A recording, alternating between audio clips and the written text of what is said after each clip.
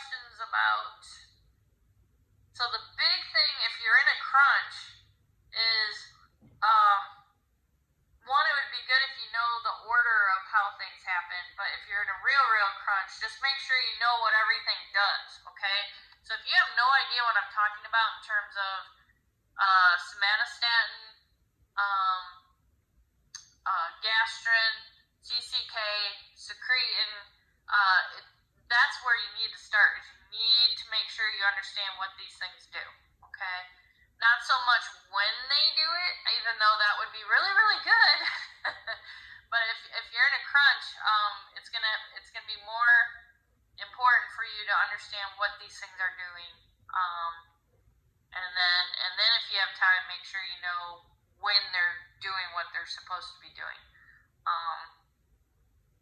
And that's just from the standpoint of like the matching questions and the multiple choice questions. So, if I'm asking you which hormone does this, and you've been like studying the timing of all this, that's not really going to help you as much with those type of questioning.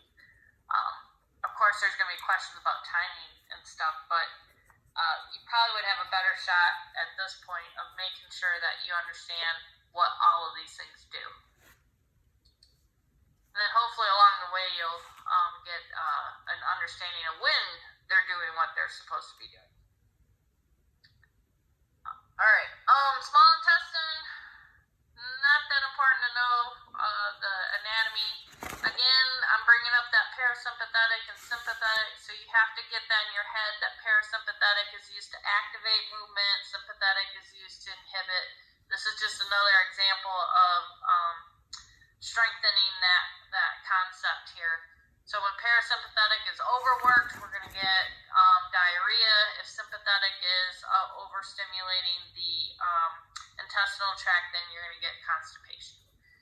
Alright, so it's very important for you to understand that small intestine carries out chemical digestion in the duodenum, and also that absorption takes place, and that's the primary function of the small intestine is absorbing nutrients. Okay, and so you should know what are the structures that are important for that absorption. And so there are three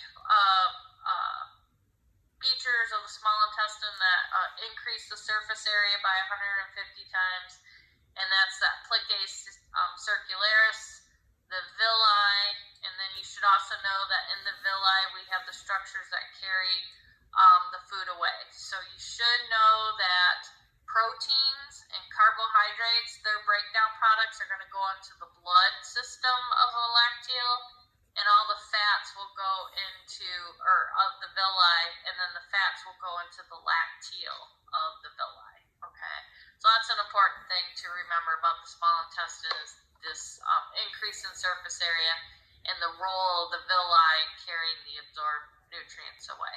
Okay, and then the third feature is the microvilli, which is a brush border, and that helps get tiny particles of food near the surface of the villi for it to be absorbed. Okay, so here they are.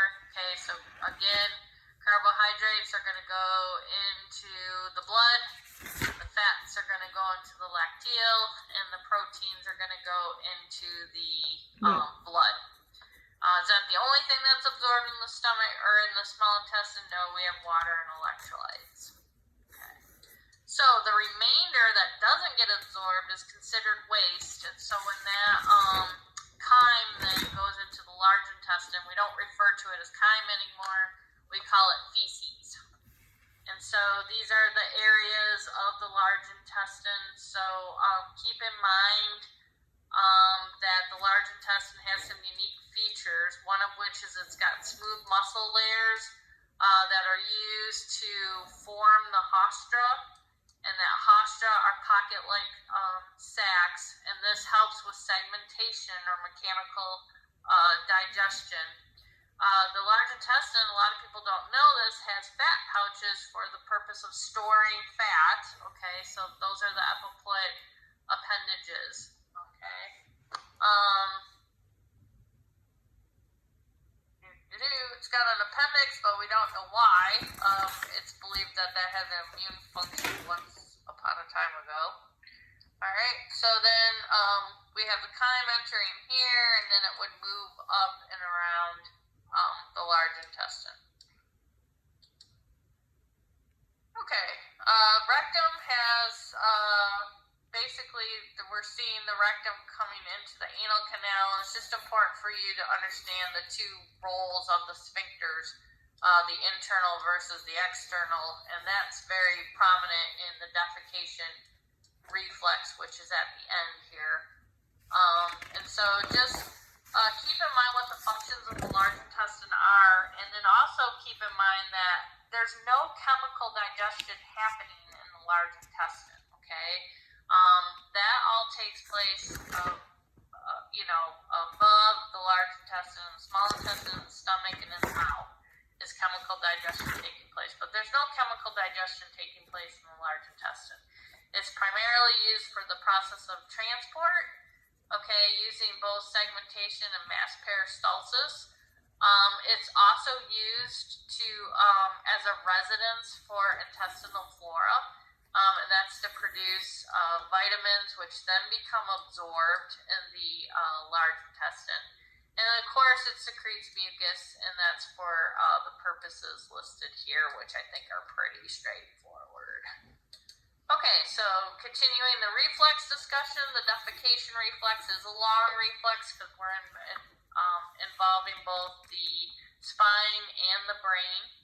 So this is just showing you that we have the stimulus is the distension of the rectum, which is signaled by sensory receptors. So sensory receptors are taking the information into the central nervous system. Okay, what will happen then is we're going to relax the internal sphincter, but when that internal sphincter is relaxed, the brain will become involved and will sense that relaxation, and that may cause us to voluntarily constrict the external anal sphincters until we're to a place where we can allow defecation to take place. Okay, and so that's the whole fun part of potty training, is to get these little kids to realize that certain sensation that you're feeling means that you need to constrict your anal sphincters, and they've never had to do that before, so that takes some time to get them used to that sensation.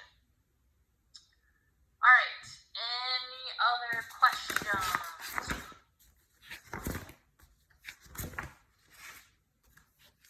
For those of you who are coming in late, we kind of went through the defecation reflex. We have not addressed respiratory at this time, so if anybody needs anything. You're still nervous.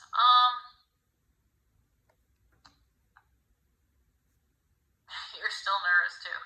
All right. Okay.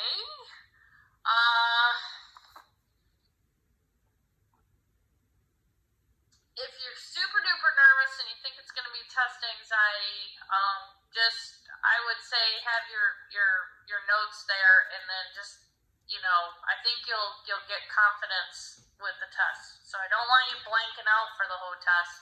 I'm not going to be there. Nobody's going to be there. If you have to just look at something to help you with motivation, do it. The only downfall with doing that is you might time out. Okay, so that's why I put the questions that are worth a lot up front, so that you do a better job on the questions that are worth more. The last 30 questions, which are multiple choice and diagram, I don't think they're going to take as long. And keep in mind that those are only worth 1 point. The matching is worth 10 points. And the reason why is because some of those you're going to use more than once, and some of them you're not going to use at all. And that's why I'm stressing to you it's important